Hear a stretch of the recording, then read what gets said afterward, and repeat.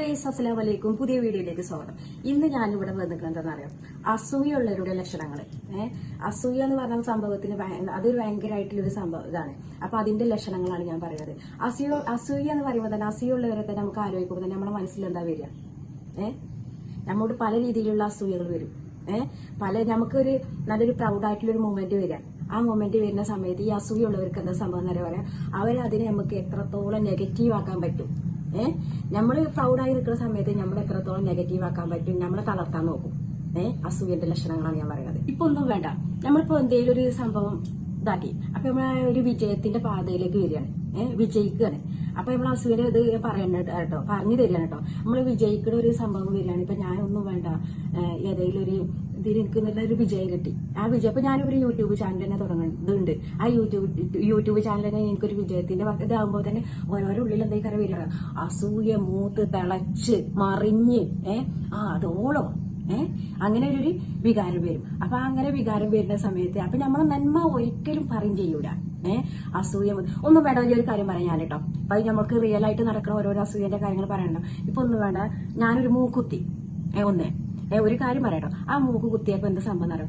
എന്നിട്ട് അപ്പൊ എന്താ ഈ മൂക്ക് കുത്തിയത്, നമ്മളെ ഇതിൽ മൂക്ക് കുത്തിയത് പറയണം. അപ്പൊ എന്താ ഈ മൂക്ക് കുത്തി ഓൽക്കും മൂക്ക് കുത്തണം, മൂക്ക് കുത്തേണ്ടി വരും. എന്നിട്ട് എന്താ നമ്മളോട് ചിരിച്ച് കളിച്ച് വർത്താനൊക്കെ പറഞ്ഞാൽ നല്ല രസമുണ്ടല്ലോ അങ്ങനെ എങ്ങനെയെന്നൊക്കെ പറയും. എന്നിട്ട് അപ്പുറത്ത് ചെന്ന് കണ്ടെന്താ പറയാ, നമ്മളെ ഫുള്ള് നെഗറ്റീവായി കാണിക്കുക, നെഗറ്റീവായിട്ട് പറയാതിരിക്കുക. ഇതൊക്കെ തന്നെയാണ് അസൂയയുടെ കാര്യം. അപ്പൊ എന്താ നമ്മളെ നന്മകൾ അതേപോലെ എന്താ എന്നിട്ട് എന്താ അവർ ചെയ്യുന്നറിയോ, നമ്മളെ പോലെ തന്നെ അനുകരിക്കാൻ നോക്കും. അപ്പൊ നമ്മളെ നന്മ കണ്ടിട്ടാണത്. അപ്പൊ എന്താ വെറുതെ ഒരാളെ മുന്നിൽ നമ്മളെ ചെറുതാക്കി കാണിക്കുക. അപ്പൊ അതൊക്കെ അസൂയുള്ളവരുടെ ഒറ്റ ഒരു കാരണങ്ങളാണ് ഇതൊക്കെ കേട്ടോ. ഞാനൊരു ഡ്രസ്സ് എടുത്തു, ഒരു ഡ്രസ്സ് ഇട്ടു. അപ്പൊ ആ ഡ്രസ്സ് ഇട്ട് കാണുമ്പം ഒരേ അത് എവിടുന്നാണ്, അത് ഡ്രസ്സ് നല്ല രസമുണ്ടല്ലോ അങ്ങനെ തോന്നുട്ടോ. പക്ഷേ അസൂയ തിളക്കണ കാരണത്താൽ മനസ്സിന്റെ ഉള്ളിൽ തിളച്ച് മറിഞ്ഞ് പളതഞ്ഞ് മറിഞ്ഞ് നിൽക്കുന്ന കാരണത്താൽ എന്ത് കാണിക്കാറോ, ഇതത്ര വല്ലതില്ലല്ലേ, ഇതിനിപ്പോ അങ്ങനെയാണില്ലേ, ഇങ്ങനെയാണില്ലേ, മറ്റോളത് ഇങ്ങനെയാണില്ലേ, അങ്ങനെയൊക്കെ പറയും. അപ്പൊ അങ്ങനെയൊക്കെ സംഭവം ഉണ്ടെങ്കിൽ അപ്പൊ ഒന്നും നമ്മളെ മനസ്സിൽ നമ്മൾ മൈൻഡ് കൊടുക്കരുത്.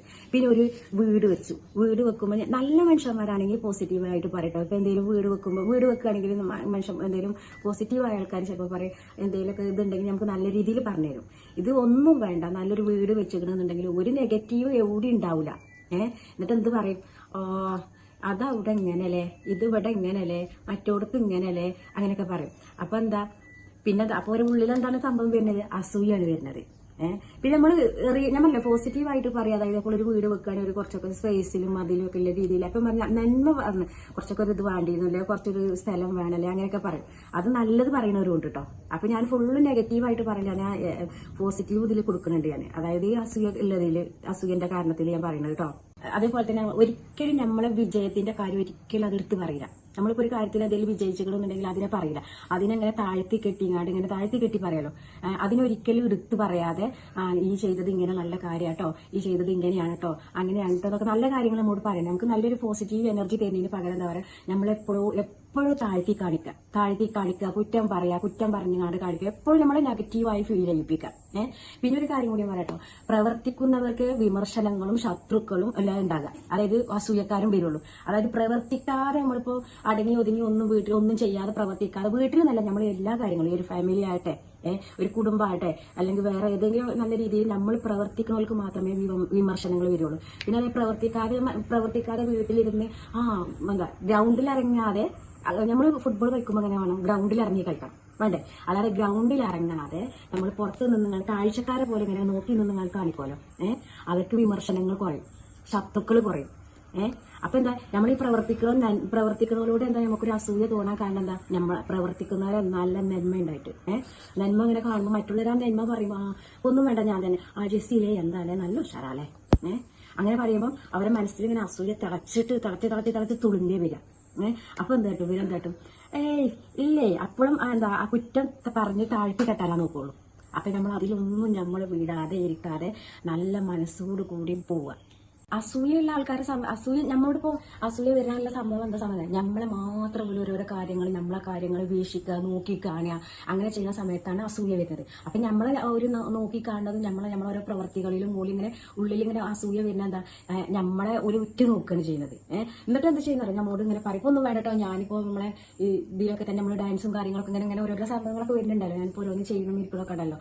അപ്പൊ അതിൽ തന്നെ എന്താ പറയാന്നറിയോ, ഓളോ ഓലേ അങ്ങനെ ഇങ്ങനെ അങ്ങനത്തെ രീതി നമ്മൾ നെഗറ്റീവായിട്ടാണ് കാണിക്കുക. എന്നിട്ട് എന്താണെന്നറിയോ, ഇവരിത് ബാക്കിൽ നിന്നുകാണ്ട് ഇവർ പ്രവർത്തിക്കുകയും ചെയ്യും. അപ്പൊ അതൊരു അസൂയന്റെ ഒരു സംഭവമാണ് വരുന്നത്. എന്നിട്ട് നമ്മളെ താഴ്ത്തി കെട്ടി പക്ഷെ എന്നിട്ട് ഓല നേരെ അതേപോലെ തന്നെ ഓല പ്രവർത്തിക്കുകയും ചെയ്യും. പറഞ്ഞ ആൾക്കാർ നമ്മളങ്ങനെ പറഞ്ഞ ആൾക്കാർ ഗോസിപ്പുകളൊക്കെ പറഞ്ഞ ആൾക്കാർ ഇത് പ്രവർത്തിക്കുകയും ചെയ്യും. അപ്പൊ എന്താ അതൊക്കെയാണ് അസൂയന്റെ ഒരു കാരണങ്ങൾ പറയാം. അല്ലാന്നുണ്ടെങ്കിൽ എന്ത് ചെയ്യണം, പ്രവർത്തിക്കാൻ പാടില്ല. അപ്പൊ നമ്മളെ മനസ്സ് തളരാതെ ഇതാക്കാൻ നമ്മളെ പല രീതിയിൽ ടോർച്ച് ചെയ്യും. ഏത് രീതിയിലാണ് നമ്മൾ ചെയ്യാൻ കഴിയുമെന്നുള്ള രീതിയിൽ ചെയ്യണവരെന്ത് ചെയ്യണം എന്ന് പറയാം, നേരിട്ട് മുഖാമുഖം ചെയ്യണം. അല്ലാതെ ഉള്ളിൽ കൂടെ അല്ല കളിയില്ലേ, അങ്ങനെ കളിക്കാൻ പാടില്ല. ഉള്ളിലുണ്ടല്ലോ ഈ നെഗറ്റീവായിട്ട് കളിക്കുക അങ്ങനത്തെ പരിപാടി ഉണ്ടല്ലോ, അതൊന്നും ശരിയല്ല. ഞാനൊരു കാര്യം ആത്മാർത്ഥമായിട്ട് ചെയ്യാൻ അതിൽ എന്താ ഒരു ഹയറായിട്ട് രീതിയിൽ അത് ഹയറായ രീതിയിൽ വിജയിച്ച് നല്ല രീതിയിൽ ഇങ്ങനെ വരിക. അപ്പൊ എന്താ ചെയ്യാന്നറിയോ, അത് എന്ത് ചെയ്യും, അത് നമ്മൾക്ക് ചെറിയൊരു മിസ്റ്റേക്ക് വന്നാൽ അതിനെ മാത്രം ഊന്നിയെടുക്കുക. ഊന്നിയെടുത്തുങ്ങാണ്ട് അത് കാട്ടുക, അതിനെ മാത്രം അങ്ങനെ നമ്മളിങ്ങനെ അതിങ്ങനെ പറയാം. അതിങ്ങനെ പറയാം, നമ്മളെ നല്ല വശം ഇപ്പൊ അവിടെ കിടക്കുന്നുണ്ട്, നമ്മളെ നല്ല വശം ഇവിടെ എത്രയോ കുന്നുകൂടി കിടക്കുന്ന നല്ല വശം ഉണ്ട് നമ്മളത്. എന്നിട്ട് എന്താ വെച്ചാൽ നമ്മളെ ചെറിയൊരു മിസ്റ്റേക്ക് ഉണ്ടെങ്കിൽ അത് നമ്മളെ സെൽഫായിട്ട് നമ്മളെ പല രീതിയിലും അതിങ്ങനെ പറഞ്ഞാണ്ട് ഗോസിപ്പുകൾ പറയാം. മനസ്സിലായില്ലേ? അപ്പൊ ഇതൊക്കെ വരും. അപ്പൊ അതിലൊന്നും നമ്മൾ ഇത് കൊടുക്കാതെ ഇരിക്കാതെ പിന്നെ അതേപോലെ നമ്മളൊരു പ്രവൃത്തി ചെയ്യുമ്പോൾ നമ്മളെങ്ങനെ ഉറ്റു നോക്കും. നമുക്ക് ഒരു കണ്ണീർ പറഞ്ഞൊരു സാധനമൊക്കെ ഉണ്ടല്ലോ, അതൊക്കെ നമുക്ക് എന്താ സംഭവം വരുന്നത്, നമ്മളെ നല്ല പ്രവൃത്തികൾ കാണുമ്പോൾ നമ്മൾ മാത്രം ഉറ്റു നോക്കണ വരുമ്പോഴാണ് നമുക്ക് ഈ കണ്ണീർ പറഞ്ഞൊരു സംഭവങ്ങളൊക്കെ ഒരു പ്രകൃതി ദൃഷ്ടിയാണത്, ഒരു ദൃഷ്ടിയാണത്. അപ്പൊ എന്താ നമ്മൾ മനസ്സിൽ എന്ത് വെക്കുക, നമ്മൾ ഒരാളോട് ഒന്നിനും ഇതിനും കണ്ണീറിനും ഇതിനൊന്നും പോകേണ്ട ആവശ്യമില്ല. നമ്മൾ എന്ത് ചെയ്താൽ മതി, കർമ്മയിൽ വിശ്വാസം ഉണ്ടോ, നമ്മൾ ചെയ്യുന്ന കാര്യങ്ങൾ ആത്മാർത്ഥതയായിട്ട് 100% നമ്മൾ കറക്റ്റ് ആണെന്നുണ്ടെങ്കിൽ അതായത് കർമ്മയിൽ വിശ്വസിച്ച് മുന്നോട്ട് പോവുക. അപ്പൊ നമ്മളെ ലൈഫ് അടിപൊളിയാവും ഇൻഷാ അല്ലാഹ്. അപ്പം അതായത് നമ്മളൊരാളെ ഗോസിപ്പ് പറയാ, ഒരാളെ ഇതാക്കി താഴ്ത്തി കെട്ടി പറയാ, അവൻ അങ്ങനത്തെ ഒരു ഇവരില്ലോല് അവരില്ലാത്ത അങ്ങനെയൊക്കെ പറയണതുണ്ട് എന്നുണ്ടെങ്കിൽ നമ്മളെന്ത് കാട്ടിക്കുക, കർമ്മയിൽ വിശ്വസിക്കുക. ഞാൻ 100% കർമ്മയിൽ വിശ്വസിക്കുന്ന ഒരാളാട്ടോ, ഞാൻ കർമ്മയിൽ വിശ്വസിക്കുന്ന ആളാണ്.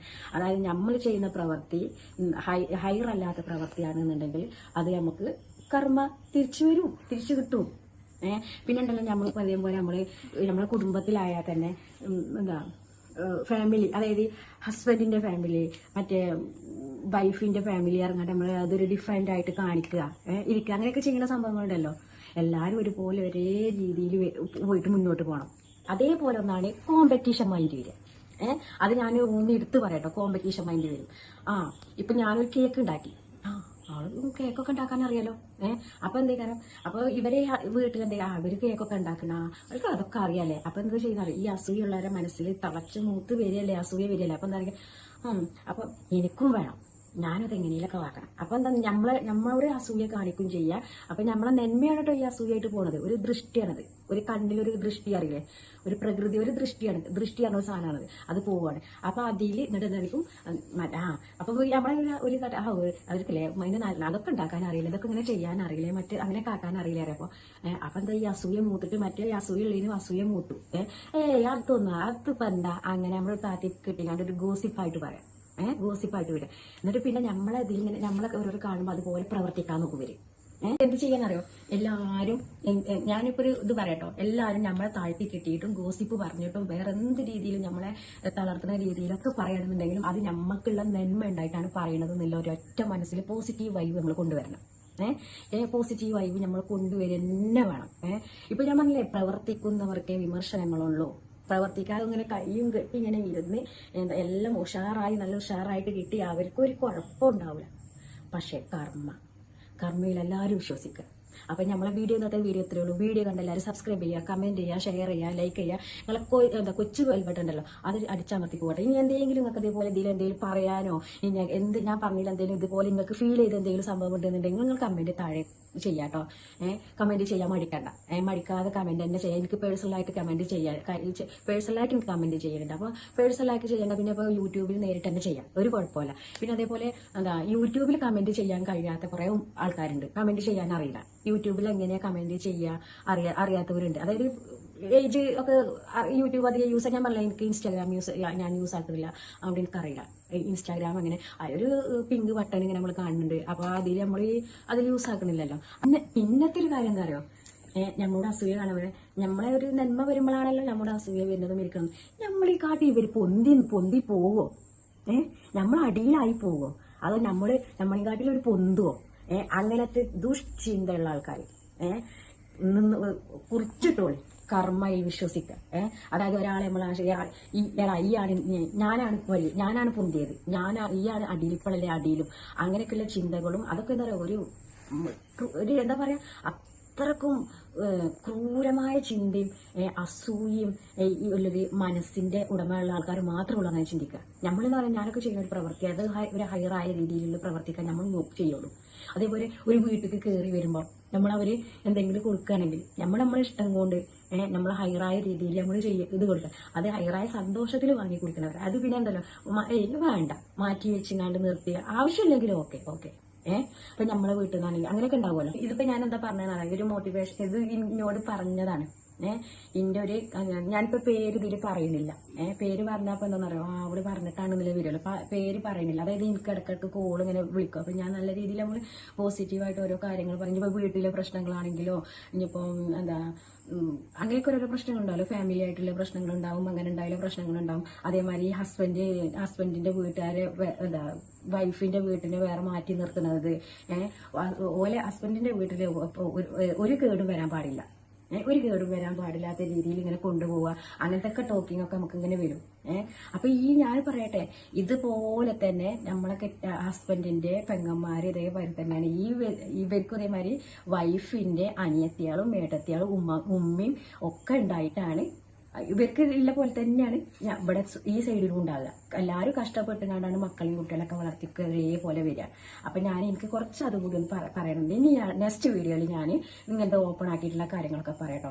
പിന്നെ നമ്മളും എല്ലാവരും അതേമാതിരി ഓലത് മാത്രം ഞാൻ പറഞ്ഞല്ലോ, എന്നിട്ട് നമ്മളെ അതേമാതിരി ഒരു വീടായി കാണാനും മനസ്സ് വരണം ആർക്കായാലും.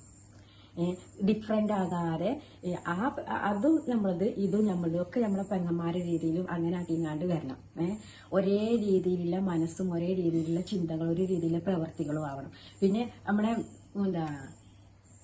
നമ്മൾ ഇതേപോലെ തന്നെ പോറ്റി വളർത്തി ഉണ്ടാക്കിയതാണ്. അപ്പൊ എന്താ, നമ്മളിപ്പോ വൈഫിന്റെ വീട്ടിലാണെങ്കിലും ഹസ്ബൻഡിന്റെ വീട്ടിലാണെങ്കിലും എവിടെയാണ് ഏറ്റവും ഇത് വരുന്നത്, അവിടെയൊക്കെ നമ്മൾ നല്ല സ്മൂത്തായി കൈ കോർത്ത് പിടിച്ചിങ്ങാണ്ട് പോകണം.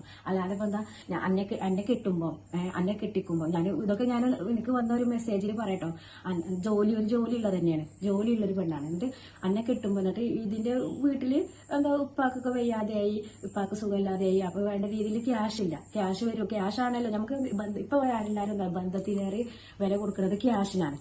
ബന്ധം എന്നിട്ട് ക്യാഷ് ഫസ്റ്റ്, അങ്ങനെയാണ്. അപ്പൊ അതൊന്നും കർമ്മയിൽ എപ്പോഴും നമ്മൾ വിശ്വാസമുള്ളവർക്ക് അത് തിരിച്ചടിയായിട്ട് വരും.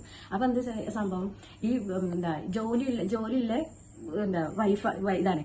അപ്പൊ ഇതിന്റെ വൈഫിന്റെ ഉപ്പാക്കും ഇവർക്കൊക്കെ സുഖമില്ലാതെ വീട്ടില് സാമ്പത്തികമായിട്ട് കുറച്ച് കുറവായി. അപ്പൊ ഇത് ജോലി, അപ്പൊ ഇതിനോട്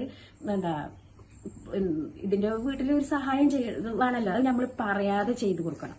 അപ്പൊ എന്താ പറയാ, നിന്നെ കല്യാണം കഴിക്കുമ്പോൾ നിന്റെ നിക്കാഹിൽ കരാറ് വെച്ചിട്ടുണ്ടോ എന്റെ വീട്ടിലുള്ള ഭാര്യമാരി എല്ലാരും കടങ്ങളൊക്കെ തീർക്കാന്, അതൊക്കെ പറയണ ഓരോരോ കുത്തി നോവിക്കുന്ന ഓരോരോ വാക്കുകളുണ്ട്.